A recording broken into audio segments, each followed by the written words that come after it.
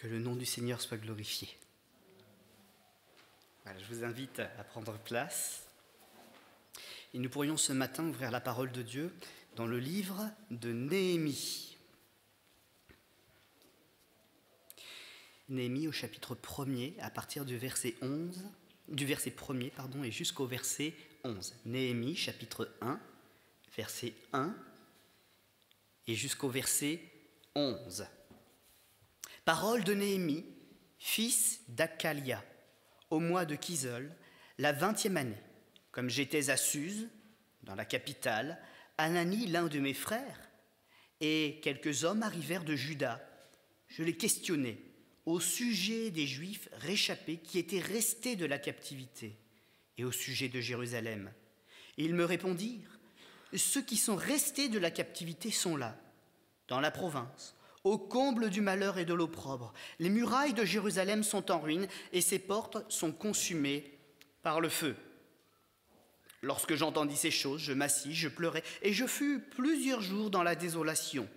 Je jeûnais et je priais devant le Dieu des cieux et je dis, ô Éternel, Dieu des cieux, Dieu grand et redoutable, toi qui gardes ton alliance et qui fais miséricorde à ceux qui t'aiment et qui observent tes commandements, que ton oreille soit attentive et que tes yeux soient ouverts. Écoute la prière que ton serviteur t'adresse en ce moment, jour et nuit, pour tes serviteurs, les enfants d'Israël, en confessant les péchés des enfants d'Israël, nos péchés contre toi. Car moi et la maison de mon père, nous avons péché, nous avons offensé, nous n'avons point observé les commandements et les lois et les ordonnances que tu prescrivis à Moïse, ton serviteur. Souviens-toi de cette parole que tu donnas ordre à Moïse, ton serviteur, de prononcer. Lorsque vous pécherez, je vous disperserai parmi les peuples. Mais si vous revenez à moi, et si vous observez mes commandements, que vous les mettez en pratique, alors, quand vous seriez exilés à l'extrémité du ciel, de là, je vous rassemblerai et vous ramènerai dans le lieu que j'ai choisi pour y faire résider mon nom. Ils sont tes serviteurs et ton peuple, que tu as racheté par ta grande puissance et par ta main forte. Ah Seigneur, que ton oreille soit attentive à la prière de ton serviteur et à la prière de tes serviteurs qui veulent craindre ton nom. Donne aujourd'hui du succès à ton serviteur et fais-lui trouver grâce devant cet homme. J'étais alors et chanson du roi. Amen.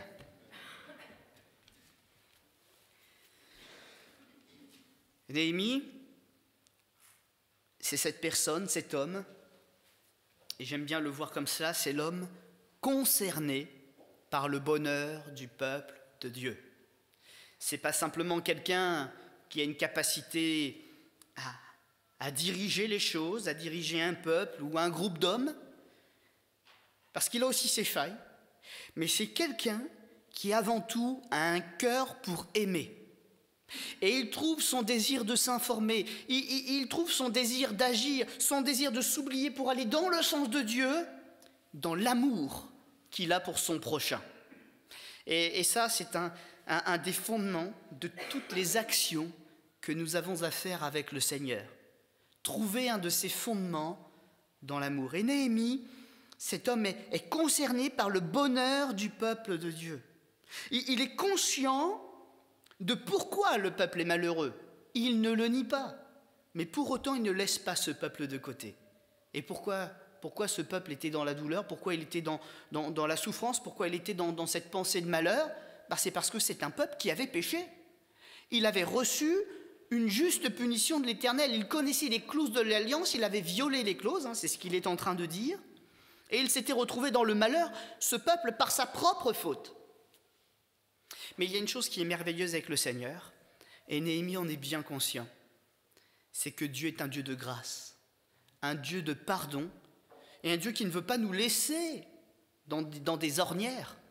Quand on prend conscience de ce qu'on a fait, de ce que l'on a abîmé, il est aussi le Dieu qui est capable de restaurer avec nous. Et Néhémie, il est conscient d'une chose, c'est que oui, il peut y avoir des temps d'échec, il peut y avoir des temps d'arrêt pour certaines œuvres. Mais quand il y en a un qui se lève pour dire « Seigneur, j'ai appris de mon erreur. Je suis à terre, je fais partie des coupables, mais aujourd'hui j'ai envie que mon cœur change devant toi et pour toi. Je ne peux pas me relever, c'est le péché qui me tient au sol. Tu me l'as dit, c'est mon état, c'est comme ça que je suis. Mais si tu me relèves, si tu fais le miracle, si tu me donnes un cœur pour aimer, si je peux montrer l'exemple à quelques-uns, ils se relèveront eux aussi. Et ce qui a été mis en ruine par le péché sera reconstruit avec les matériaux de Dieu. Et ce qui était pour nous un sujet de tristesse redeviendra comme autrefois un sujet de joie. Amen. Et vous voyez que Dieu y a pensé à l'avance, parce que c'est vrai qu'on connaît la loi. Et d'ailleurs, Néhémie, c'est pour ça que ce texte est intéressant, il le dit bien lui-même, on ne peut pas ignorer la loi. Il l'a révélée d'une telle manière, le Seigneur, qu'on ne peut pas l'ignorer. On sait ce qu'est le mensonge, on sait que ça déplaît à Dieu, on sait ce que c'est que de trahir le Seigneur, que ça déplaît à Dieu, on sait ce que c'est que de prendre la femme de son prochain, et ça déplaît à Dieu, on le sait. Et d'ailleurs,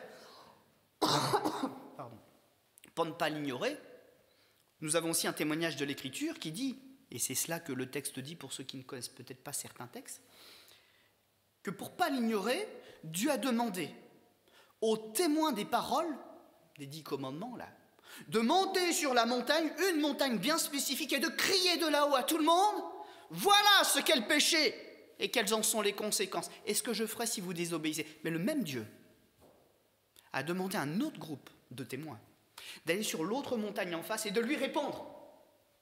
De là-haut, écoutez ce qu'est la grâce de Dieu, si vous vous repentez. Parce que le péché peut venir dans notre vie à tous. On n'est pas à l'abri un jour de chuter. Mais il a fait aussi proclamer cette même autre parole. Mais si vous vous repentez, vous remonterez avec moi sur la montagne.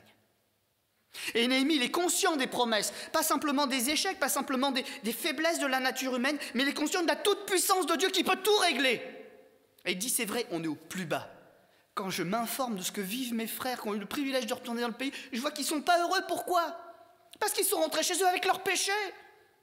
Mais Seigneur mon Dieu, si tu nous donnes de réparer nos erreurs, nous rebâtirons pour la gloire. Ça, c'est un cœur de servante et de serviteur que nous pouvons encore avoir aujourd'hui. Et ce que je trouve extraordinaire, c'est que malgré le tableau négatif, il est question de tristesse, il est question de ruine, il est question d'une minorité qui est encore dans le pays, qui n'arrive à rien. Mais vous voyez, et Jocelyn l'utilisait en expression, et j'aime beaucoup cette expression, la semaine dernière, il l'utilisait. Dieu n'éteint pas le lumignon infime. Nous, on peut devenir un petit reste de fumée, mais Dieu n'éteint pas la foi. Dieu la ravive. Dieu ramène le feu, Dieu ramène la lumière. Et en Israël, il peut y avoir ce qu'il veut, et dans le monde, on peut faire ce que l'on veut. S'il y en a un qui a la foi, s'il reste encore quelque part une petite mèche allumée, nous pouvons encore espérer voir toute la lumière revenir au milieu de nous. Alors, ne nous attristons pas trop des échecs ou des constats qu'on ferait matériellement autour de nous. Continuons d'être des défricheurs dans le champ de Dieu. Continuons d'être des lumières dans le monde et à bâtir, non pas en faisant nos savants calculs, mais en bâtissant avec la parole et les promesses de Dieu. Je bénis le Seigneur, petite parenthèse, pour ceux qui n'ont jamais perdu courage en Épaphrodite, et qui aujourd'hui peuvent se réjouir de ce que l'œuvre est revenue à la vie. Et merci à tous ceux donc qui participent et qui participeront encore à cela. Parce qu'au travers de cela, c'est aussi l'Église du Tréport qui avance. Merci à ceux qui ont la foi, même quand ils voient que certaines choses ont été à l'arrêt, mais qui savaient où était le plan de Dieu. Il n'y a pas si longtemps, on me rendait témoignage d'une assemblée qui avait perdu son local. Et on me disait, voilà, ça fait un certain temps que l'Église n'a plus son local. On avait vu un autre local, puis finalement, au dernier moment, au moment de te prendre le local, la vente a été annulée. C'était dans les clauses comme ça, et on était au pied du mur. On était une église errante. Et il y avait une parole de Dieu qui disait, Dieu pourvoira. Et alors que certains auraient pu perdre espoir en disant, voilà, il n'y a pas la vente, on n'a plus de local. il y a eu un décès, mais d'une personne bienveillante envers l'Église, qui a offert de quoi acheter une église moderne toute neuve. Et aujourd'hui, cette église, elle est errante, entre guillemets, mais elle a tout ce qu'il faut et elle est en train de travailler à son nouveau lieu de culte, selon son cœur et selon la vision que le Seigneur lui a donnée. Ayons foi dans les projets de Dieu. Le frère Jean-Claude Cal, qui maintenant est parti dans la gloire, me disait et me répétait, je le prends pour moi, il le disait à d'autres frères et sœurs qui étaient avec moi, bien sûr, mais souvent il me regardait aussi. Je le connais un petit peu, je l'ai connu un peu. Et il disait, il ne faut jamais s'inquiéter. Quand Dieu a un projet, Dieu a un budget. C'est vrai qu'on doit travailler fidèlement, c'est vrai qu'on doit être de fidèles artisans de l'œuvre de Dieu, bien gérer ce qui nous a été confié, mais on ne doit pas être dans l'inquiétude ou dans l'angoisse. Quand c'est Dieu qui ouvre la porte, eh ben on peut toujours chercher quelqu'un qui essaiera de la refermer. Il y aura des gens qui vont essayer, mais personne ne peut fermer la porte que le Seigneur a ouverte. Amen.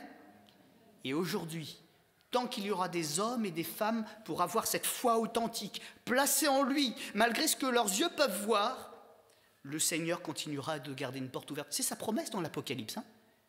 Et voici, je tiens la porte ouverte. Celui qui veut en Jésus-Christ, il peut. Parce que c'est la puissance de son Seigneur qui s'accomplit.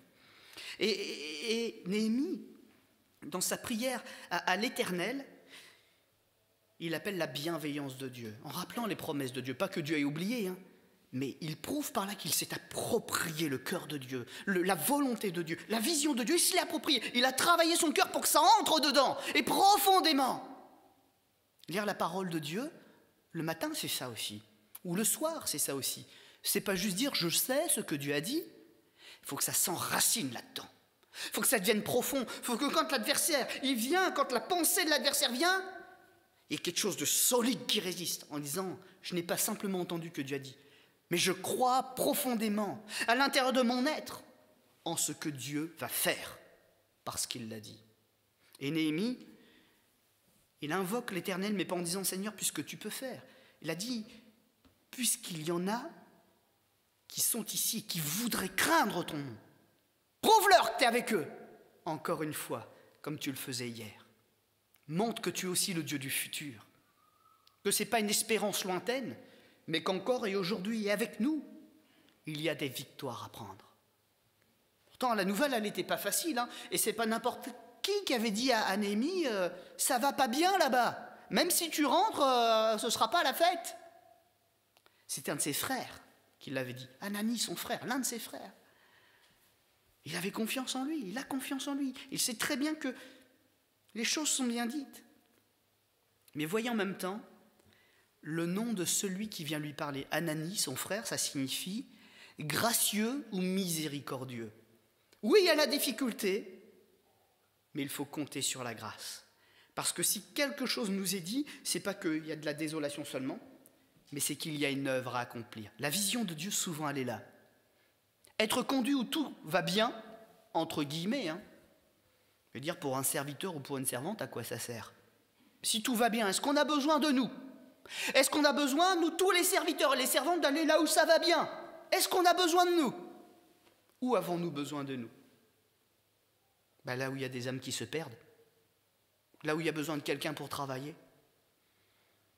Mes frères et sœurs, gardons l'esprit du service. Allons de l'avant.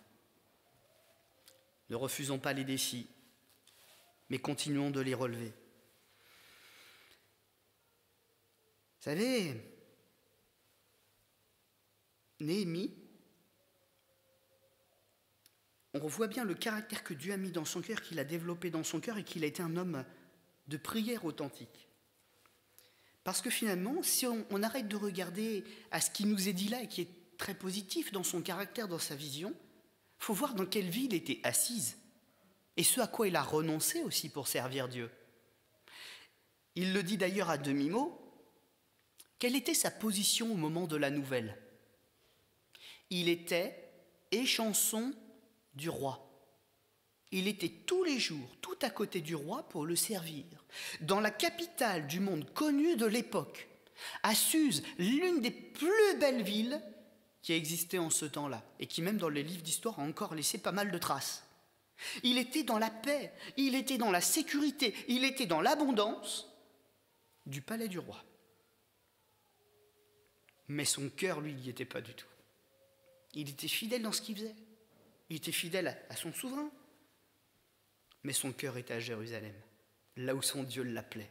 Et ma question ce matin, c'est pas de nous poser la question, est-ce que j'ai tout ce qu'il faut pour vivre? C'est, es-tu dans la volonté de Dieu pour la vivre? Où t'appelle le cœur de Dieu ce matin? Où te conduit cette voix qui t'appelle à l'intérieur? Parce que c'est elle qui fera toute la différence.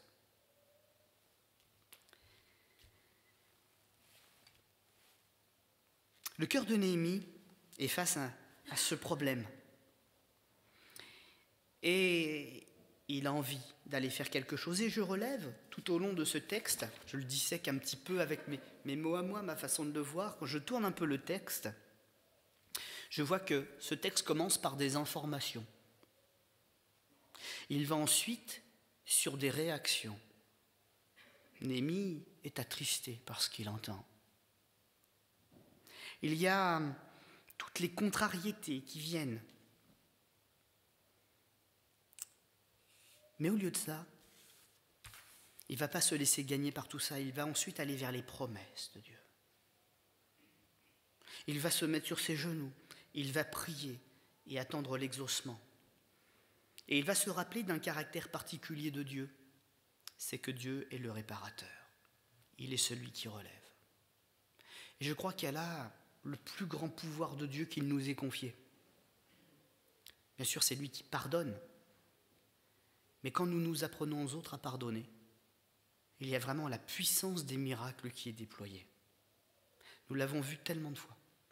Des foyers réparés, des malades qui étaient guéris. Pourquoi ont-ils été guéris? Pourquoi les foyers ont-ils été réparés? Parce qu'ils sont venus à Dieu qui les a réunis. Il répare les corps, il répare les esprits, il répare les relations. Et je crois que c'est là le pouvoir oublié. On dit que Dieu est miséricordieux, que Dieu est bon, prie et Dieu fera un miracle. Mais où est la source du miracle? Il est dans la réconciliation avec Dieu. Il est là. Et si nous arrivons à conduire les gens dans cette pensée-là, nous verrons à nouveau des choses extraordinaires se faire. Et puis donc, Néhémie, il est dans cette direction-là, il est sur ses genoux, il est en prière, il cherche la volonté de Dieu, il se rappelle des Écritures, de ce qu'il étudie, de ce qu'il demande, de ce qu'il a entendu aussi. Et puis, il fait des promesses de Dieu, ses objectifs. Puisque Dieu va par là, je veux atteindre l'objectif de Dieu. Et c'est ce que je disais à l'instant, le suite du texte et de l'aventure de Néhémie nous montre les miracles extraordinaires qui l'ont accompagné. Il n'a manqué de rien. Les ennemis ont été mis de côté, on les a fait taire. Et puis il y a aussi la reconstruction des murailles, totalement incroyable. L'ennemi pensait qu'il pourrait survenir à n'importe quel moment pour raser une bonne fois pour toutes et décourager le peuple. Il ne s'attendait pas à ce que des murailles soient relevées en un temps record. En un temps record. Je vais faire une parenthèse.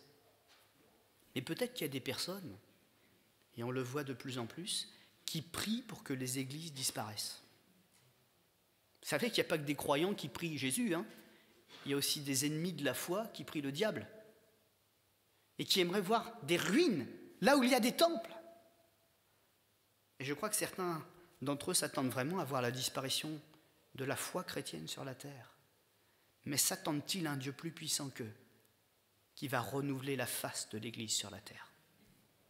Une dernière fois, pour que tous entendent, avec une muraille de la foi solide, voyant des croyants fidèles sur la muraille, impossible à saisir par le péché.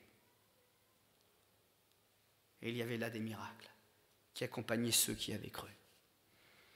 Et ils avaient comme armes les mêmes armes dont Néhémie nous parle, dont il fait l'exemple par sa vie, remplis de l'Esprit de Dieu, parlant par des dons de la foi, le cœur placé dans le repos du Seigneur et dans ses promesses, et environné d'une paix qui lui permettait d'avancer.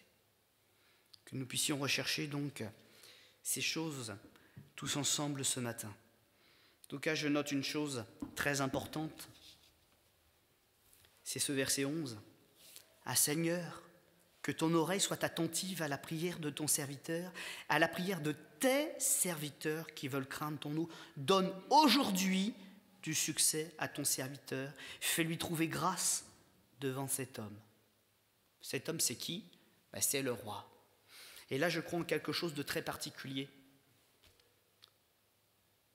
Je crois que le Seigneur nous a déjà placés au bon endroit. Mais ce qu'il faut, c'est maintenant qu'on ouvre la bouche et qu'on réclame avec foi et conviction ce qui nous appartient. Le Seigneur nous a déjà placés à côté de certaines personnes, dans certaines entreprises, à certains endroits, dans certaines rues. Ce n'est pas du hasard. En Dieu, il n'y a aucun hasard. Mais c'est un Dieu qui a prévu les choses de loin, d'avance. Et si nous voulons être de ceux qui craignent son nom, je crois que le plan peut s'ouvrir maintenant devant nous. J'entendais, en suivant l'actualité, et aussi certains dons spirituels qui sont revenus à mon oreille, notamment la journée d'hier. Quelques frères, et ça m'a marqué, ont annoncé de la part du Seigneur qu'il y aura à nouveau un temps de sécheresse. Je pense qu'il y a de la justesse là. Le Covid n'est pas la seule épreuve par laquelle le Seigneur veut réveiller. Et cette parole prophétique qui est venue jusqu'à mon oreille, je l'ai crue parce qu'elle disait ceci, c'est que Dieu ferait venir un temps de sécheresse, mais qu'il n'est pas à imputer au diable. Que c'est la volonté de Dieu pour vraiment nous permettre de découvrir sa grâce et de nous appuyer sur sa grâce et sur sa grâce seule. Merci à Jocelyn pour le chant de tout à l'heure. Par ta grâce seule. Et je crois vraiment que celui qui veut aller sur les sommets avec le Seigneur par la foi aujourd'hui va y aller. Mais que celui qui se moque de la foi sous son aspect religieux, il va rester en bas dans la sécheresse, dans sa religion qui n'apporte rien. Et tout l'enjeu d'aujourd'hui, il est là. Continuons de bâtir l'œuvre de Dieu. Nous affligeant de la tristesse de ceux qui n'ont pas rencontré le Seigneur, mais pas en les abandonnant, en renouvelant pour eux notre amour, en renouvelant pour eux notre foi et en baptisant des œuvres qui tiennent debout même au sein de l'épreuve. Amen. Que le Seigneur, dans la simplicité de ce petit partage, je ne voulais vraiment pas être long ce matin, c'est presque un message que j'aurais pu apporter un jeudi soir, mais peu importe. Ce qui est important, c'est d'être dans la pensée de Dieu. Que le Seigneur nous aide à relever ce défi. Parce que je crois que la chose la plus importante, ce n'est pas de belles prédications avec de l'enseignement, etc. dedans, même si ça fait du bien. Ce qui est important, c'est d'entendre le son de la trompette quand elle résonne, la voix du Saint-Esprit. Et si nous l'entendons, elle, nous serons prêts. Vous savez ce que dit l'Écriture, hein ?